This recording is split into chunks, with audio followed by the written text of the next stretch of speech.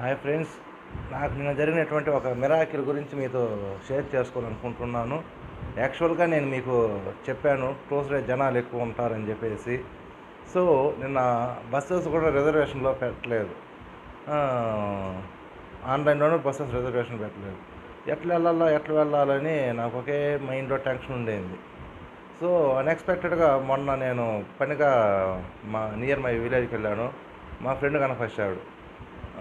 వాడు యాక్చువల్గా నవంబర్లో లీవ్ రావాల్సింది. ఈ మంతే వచ్చాడు. వాడిని రాజస్థాన్కి షిఫ్ట్ చేశారంట. సో దాంతో ఒక 15 డేస్ లీవ్ ఇచ్చారంట, వచ్చాడంట.